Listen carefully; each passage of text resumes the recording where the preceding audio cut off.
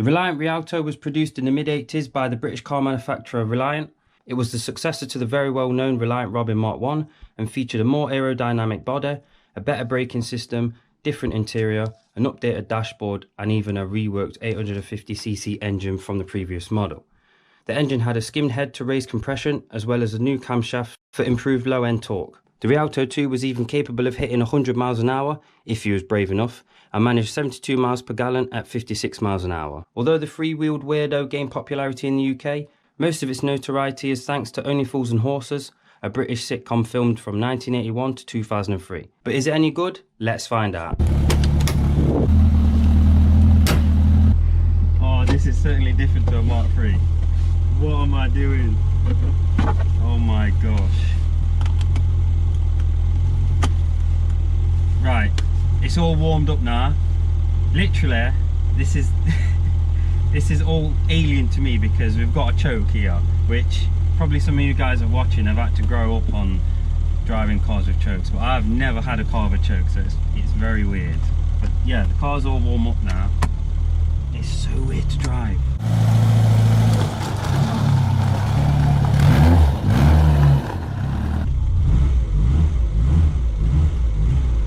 The accelerator is so light.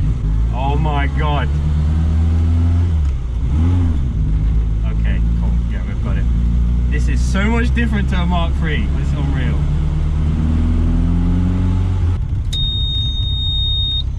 Yeah, that's the indicator.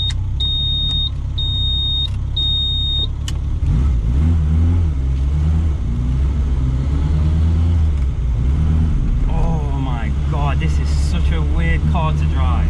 It's got the clutch, which feels normal, the brake pedal feels like you're stepping on a stone, and the accelerator feels dead light, so it's a very weird car to drive. Get into fourth. Okay.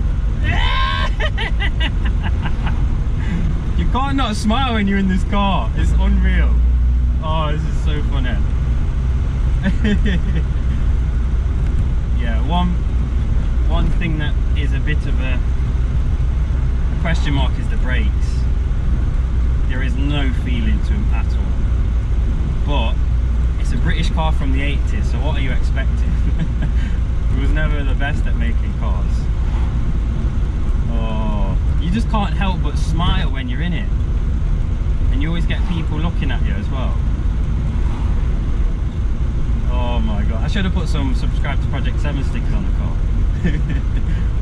Oh my goodness. Wow. There's no rev counter, there's a temperature gauge, there's a fuel gauge, and there's a speedo, and that's it. Everything else is just random switches around the car. We've got a little heater. Oh, this is so weird. What does the horn sound like?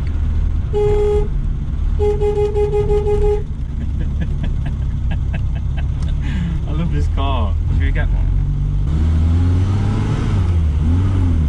I'm gonna have to get used to that clutch because it won't last by the time we've been driving.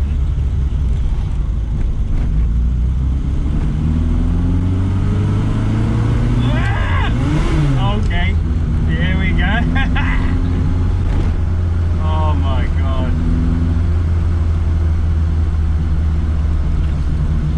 Name me another car you're going to have more fun doing 30 miles an hour in. I'll wait.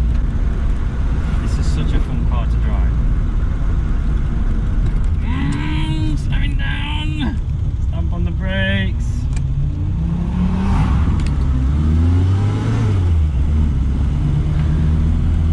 One stressful thing about this car is the constant stop-start traffic. This car is not designed for.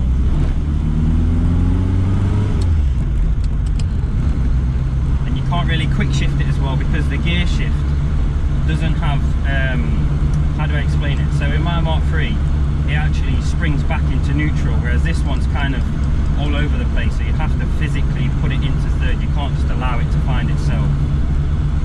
But other than that, I love this car. This is one of them cars you have to drive to witness it. If you look at it, it's an old piece of crap.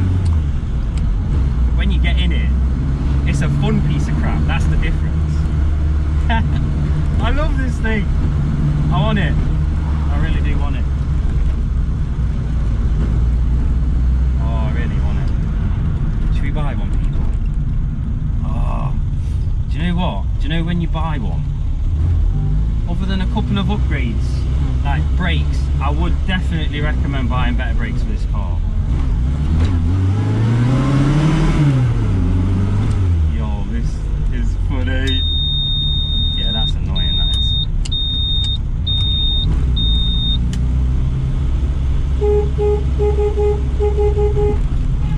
It's even got a funny horn.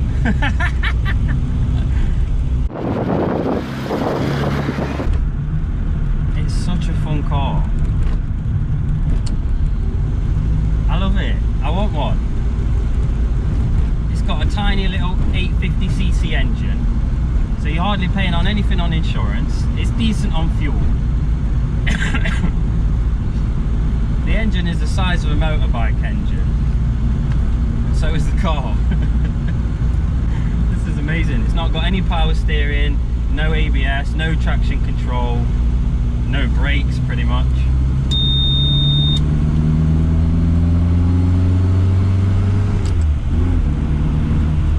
Oh, but it's so much fun. It is so much fun. If you've never driven a three-wheeler car in your life, I do recommend it. It is nerve-wracking, and it does take some braveness, I would say, to get in one. But see, we've got a BMW M6 and a Fiesta ST in front of us, but I know I'm having much more fun than they are. It sounds funny as well. Oh my god, I can't believe how much fun this car is.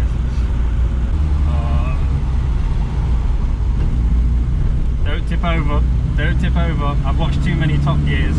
Reliant Robin.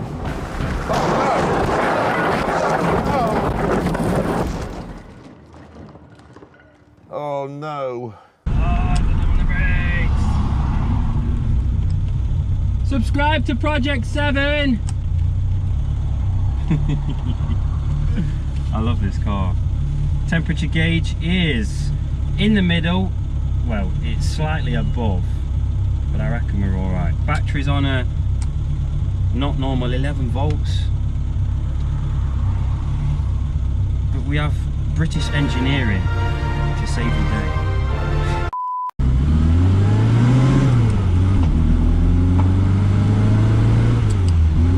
Oh yes. Oh yeah. Into 40 miles an hour. Do we need to go any faster? I don't think we do. For our safety. Oh, I love it. I love it. I really do. I've had so much fun, and I've been driving it for literally 13 minutes. I don't think any other car has given me this feeling like this has. It's so funny. I can't explain it. I can't.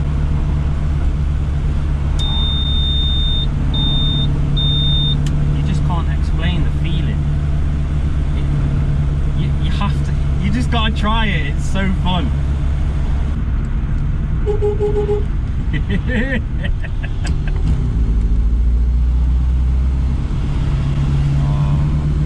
You don't see many of these cars about. You're always getting people pointing at you. There you go, van driver pointing. They're such fun cars.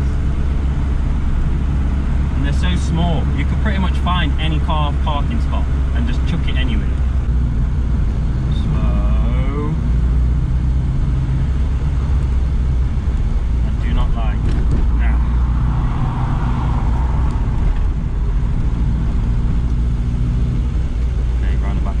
Slowly.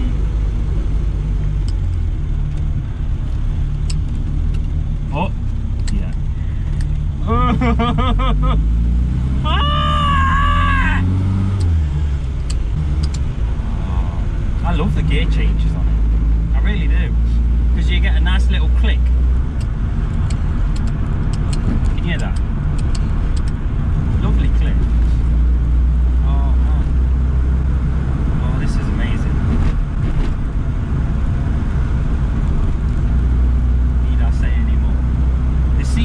suspension, I mean, I've got loads of headroom. I mean, I'm not the tallest person in the world, but I reckon you could get a 6-foot lad in here, or lady. Comfortability kind of goes out the window, but I'm kind of used to these kind of cars, so to me, it's quite nice to be fair. Because you're not, because the car isn't precious, like comparing it to mine, it can feel quite precious because of the new wheels and the low sump on it and heavy body. It can feel quite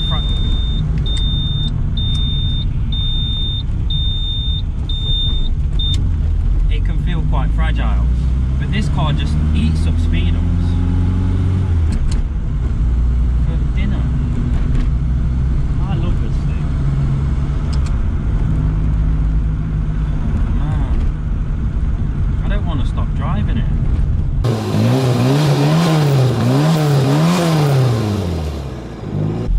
Here we go. People just laugh. People can't help but smile when they see this car. See, another point. People love it. Right, let's park up and let this thing cool down because I've been on it for a bit. People, now we've parked up, I can talk a little bit more about the car. So, interior is as basic as anything. To be fair though, you've got nice little volt gauge here, oil gauge for your heaters, I'm guessing. Obviously this is your choke, and then various buttons around the dashboard. It's so basic, but it works. And then here, let me put the key in and you'll see what these little things do. So if I know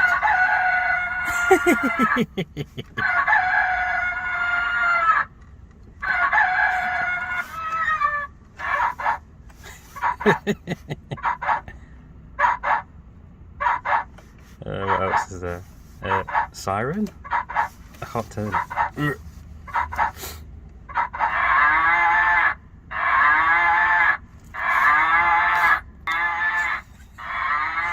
How do I turn it off? There we go, it's off. This car is just full of novelty and funny. Everything about the car is so funny. It's amazing. Look at the space in the back. So this one is the estate model, which if you was to compare it to my car, you'd see how small this actually is. But while we're parked up now, I can explain the gear chain. As it sits, normally your neutral would sit here and you would have a little bit of play. So you'd push to left and then up into first, and then as soon as you come out of first, it would sling back into the center. Whereas this one is just wherever. So when you're hitting first and then going into second and then you're pushing up to third, normally I push to put it into neutral, and then when it centralizes I push up again to go into third, but I'm pushing in between first and third, so you pretty much have to find the gear. It's quite difficult, but when you get used to it, it's actually not too bad. We've even got a cigarette lighter. I don't know what the hell that does. If you know, put in the comments down below. I don't also know what that is. We've got fog lights here. Novelty horn. In fact, let us check the engine bay out as well, because this engine bay cracks me up. Under the bonnet you'll see a tiny 850cc engine. It's so tiny, but do you know what, while it's on the road it's actually quite nippy. Looks like we've got a tiny bit of a leak there, but we'll have a look at that in the future. Yeah, honestly, this car, it's extremely funny. It's very funny. Oh, it's not locked. Hold on. There we go. Jump back in. He's also gave me all the old MOT sheets from when it was first registered back in 1990. Look at that. 30-year-old document. Well, 31-year-old document. We've got 1990, we've got 89 actually, that was when it was first registered.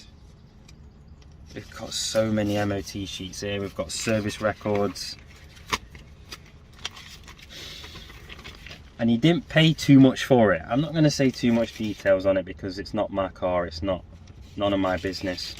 He's just let me drive it because he knows I'm into my cars. For me, honestly, my first drive of it, I've never drove a three-wheeler car in my life, and I just bought day insurance and I literally just got in the car and drove, and it's probably the most fun I've had in 12 minutes in a car driving, pretty much.